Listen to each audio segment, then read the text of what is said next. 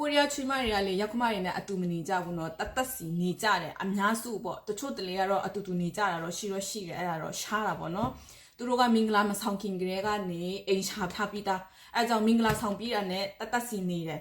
ကလေးမွေးလာလို့ရှိရင်လည်းအဲ့ဒီကလေးကိုသူတို့ပဲပြုစုတယ်။အိုးရောက်ခမတွေဘာတွေကိုအာကိုမအားကိုဘူးဘာဖြစ်လို့လဲဆိုတော့သူတို့ရောက်ခမတွေလည်းအလုံးရှုံလို့ပေါ့နော်အလုံးလုံးကြတယ်အဲကြောင့်မလို့ကိုကလေးမွေးလာလို့ရှိရင်ကိုကလေးကိုပဲပြုစုတယ်။ပြီးလို့ရှိရင်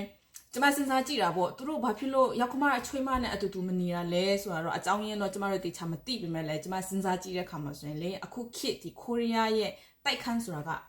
ကျင်းတာပေါ့ပြောမယ်ဆိုရင်အရင်မကျဲဘူးတကယ်လို့အတူတူနေကြည့်အတူတူနေမယ်ဆိုရင်လေအိမ်သာတက်တာလည်းမြင်နေရတယ်ထမင်းစားလည်းမြင်နေရတယ်အကုန်လုံးမြင်နေရတဲ့ခါကျတော့ချွေးမနဲ့ရောက်ခမနဲ့တအိမ်ထဲမှာနေလို့တော့အဆင်မပြေဘူးကွာကျမတို့မြန်မာ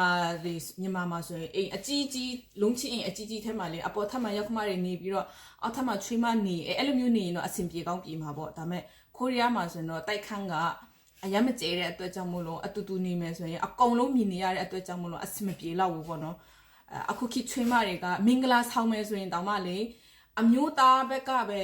ပေးရတာမဟုတ်ဘူးအမျိုးသမီးလည်းတဝက်ဆိုင်အမျိုးသားလည်းတဝက်ဆိုင်ပြီးမှပဲမင်္ဂလာဆောင်ရတာဒီကိုရီးယားကအဲ့လိုပေါ့နော်ကျွန်မဖူးတူတာအနေနဲ့ပြောပြတာဖြစ်ပါတယ်